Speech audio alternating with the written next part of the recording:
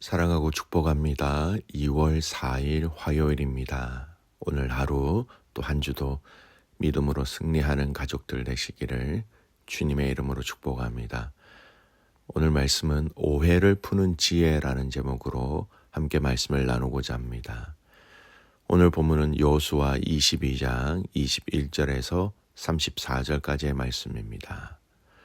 르벤 자손과 갓 자손과 므낫세 반 지파가 이스라엘의 천천의 수령들에게 대답하여 이르되 전능하신 자 하나님 여호와 전능하신 자 하나님 여호와께서 아시나니 이스라엘도 장차 알리라. 이 일이 만일 여호와를 거역함이거나 범죄함이거든 주께서는 오늘 우리를 구원하지 마시옵소서. 우리가 제단을 쌓은 것이 돌이켜 여호와를 따르지 아니하려 함이거나 또는 그 위에 번제나 소제를 드리려 함이거나 또는 화목 제물을 드리려 함이거든 여호와께서 친히 벌하시옵소서. 우리가 목적이 있어서 주의하고 이같이 하였노라. 곧 생각하기를 후일에 너희의 자손이 우리의 자손에게 말하여 이르기를 너희가 이스라엘 하나님 여호와와 무슨 상관이 있느냐.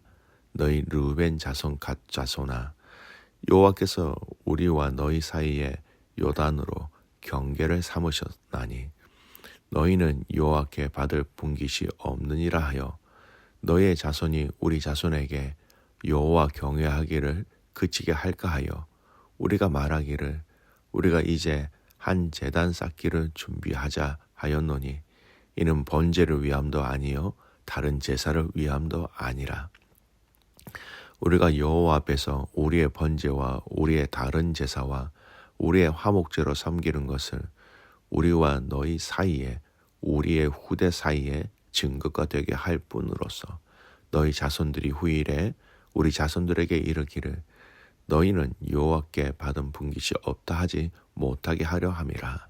우리가 말하였거니와 만일 그들이 후일에 우리에게나 우리 후대에게 이같이 말하면 우리가 말하기를 우리 조상이 지은 여호와의 제단 모형을 보라.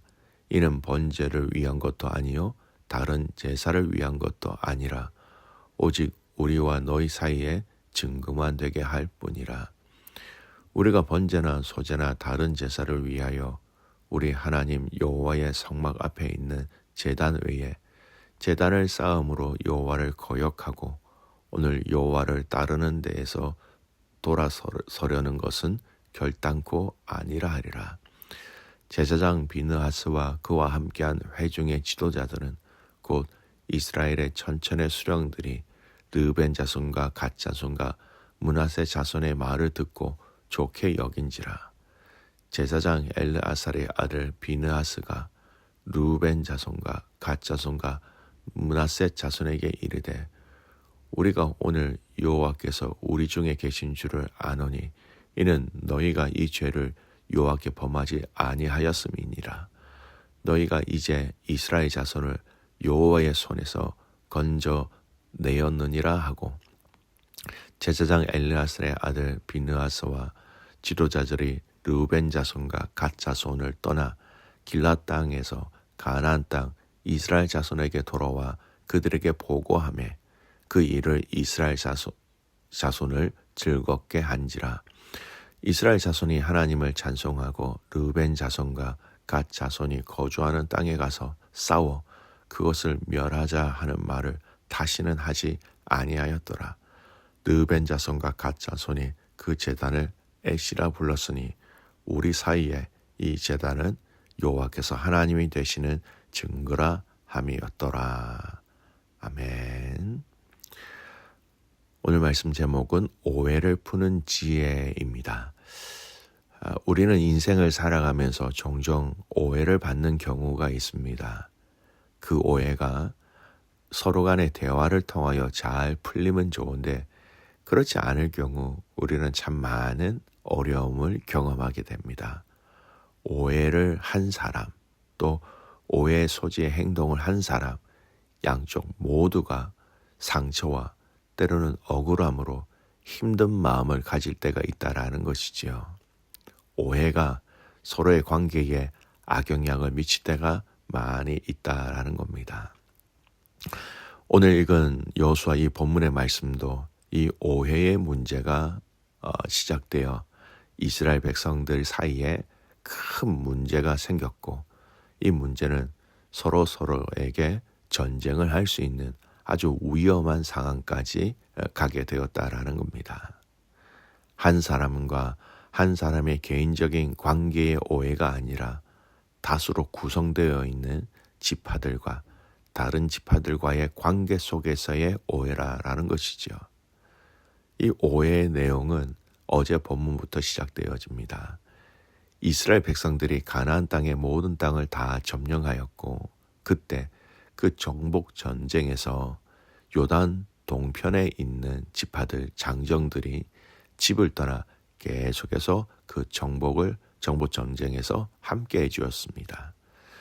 요단 동편 땅을 그들에게 먼저 주고 가족들이 먼저 그 땅에 정착하도록 하는 대신 그 요단 동편의 지파의 장정들은 함께 나와서 땅을 정복하는 그 전쟁에 앞장서서 또 끝까지 함께 할 것을 요구하였지요. 르우벤 지파, 갓 지파, 므낫세 반 지파 사람들이었습니다. 그들은 동의하였고 그들은 앞장서서 전쟁을 함께 하였고, 이제 이 정복 전쟁이 다 마쳤기 때문에 그들의 자녀들과 가족들이 살고 있는 요단 동편으로 돌아가는 여정이 남아 있었던 것입니다. 여기까지는 참 좋았습니다. 그들과 함께 목숨을 걸고 함께 싸워준 정말 전우와 같은 형제였다라는 겁니다. 그러나 돌아가는 과정 속에 오해가 생겼습니다. 이들은 돌아가면서 제단을 쌓았던 것입니다. 요단 서편에 있는 지파들은 이 제단을 쌓은 것이 다른 신들을 위해 제사하기 위해 쌓은 우상 숭배를 위한 제단으로 오해하였던 것입니다. 하나님 앞에서 성막에서 제사 드리는 장소가 있기도 하였지만 어쨌든 다른 곳에서 다른 제단, 즉 다른 신들을 섬기기 위한 이 제단을 쌓았다는 이 오해는 요단 서편에 있는 지파들에게는 아주 충격적인 문제로 다가왔다라는 겁니다. 그 과정 속에 오늘 본문은 요단 동편 지파 가족들이 요단 서편 가족들에게 다른 신들을 우상을 섬기는 목적으로 이것이 세워진 것이 아니다라고 설명하고 있는 것이죠. 25절 말씀 보십시오. 너희 르우벤 자손 갓 자손아, 여호와께서 우리와 너희 사이에 요단으로 경계를 삼으셨나니 너희는 여호와께 받을 분깃이 없느니라 하여 너희의 자손이 우리 자손에게 여호와 경외하기를 그치게 할까 하여 우리가 말하기를 우리가 이제 한 제단 쌓기를 준비하자 하였노니 이는 번제를 위함도 아니요 다른 제사를 위함도 아니다. 신들을 제사하기 위한 제단이 아니라는 겁니다.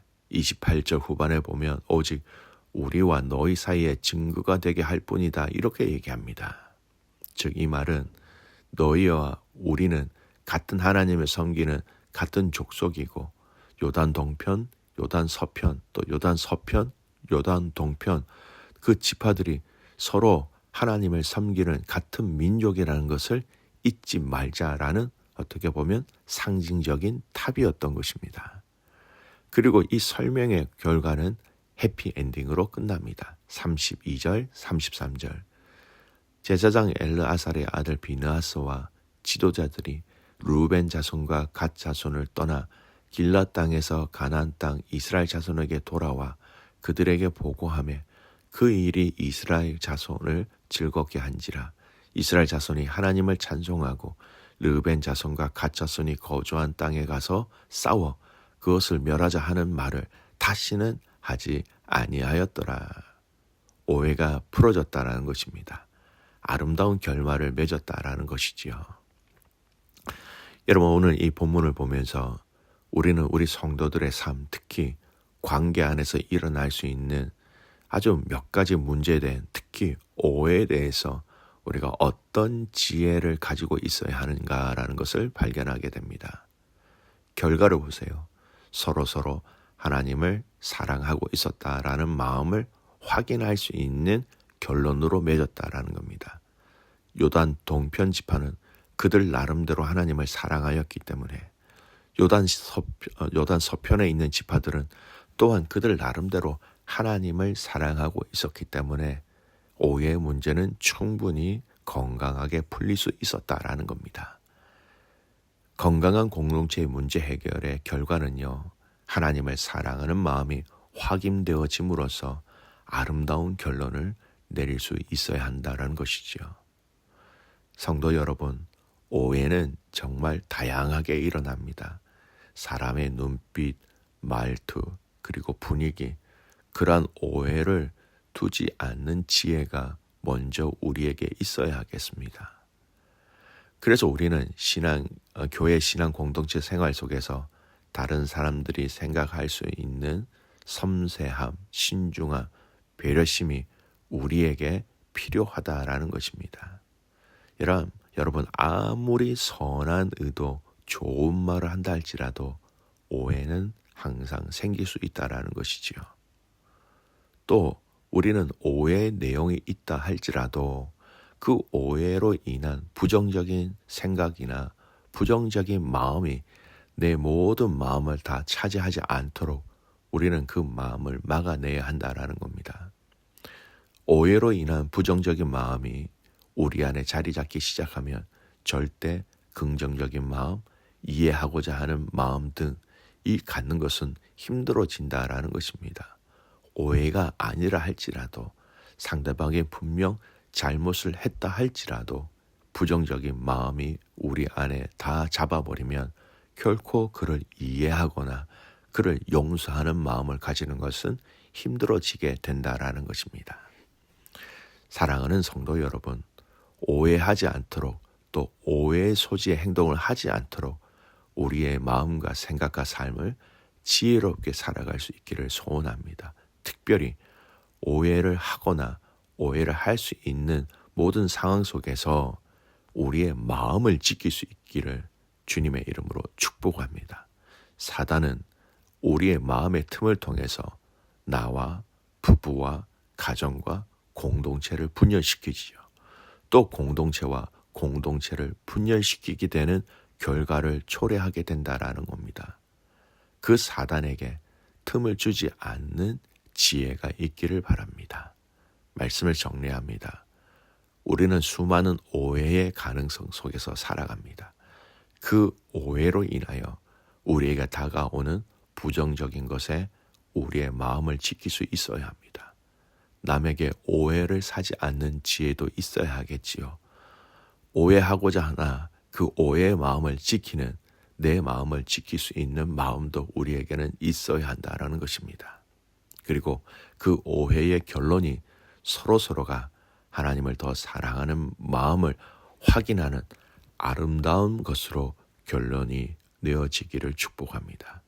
여러분이 오해할 수도 있고 여러분으로 인하여 다른 사람이 오해할 수도 있다라는 것. 성도 여러분, 하나님이 주시는 지혜와 성령님의 인도하심으로 아름다운 열매를 맺어가는 믿음의 가족들이 되시기를 주님의 이름으로 축복합니다. 아멘. 살아계신 하나님 아버지 감사합니다. 오늘 우리에게 주신 이 여호수아 22장의 이 말씀 속에 두 지파 간의 오해와 또 그 오해를 푸는 지혜에 대해서 우리가 말씀을 통하여 살펴보았습니다. 오해를 하지 않는 지혜, 또 오해를 할 수 있는 그 문제를 일으키는 행동을 하지 않는 지혜, 이런 지혜들을 우리에게 허락하시고 또 문제와 아픔과 오해의 모든 문제들의 결론이 서로가 하나님을 사랑하는 모습으로 결론을 내릴 수 있는 우리 믿음의 사람들, 가정, 공동체 되게 하여 주시옵소서. 캄보디아 선교 중에 있습니다. 하나님 함께 하셔서 그 선교의 일정과 환경 가운데 하나님 영광 허락하여 주시옵소서. 감사하며 살아서 역사하시는 예수님의 이름으로 기도드리옵나이다. 아멘.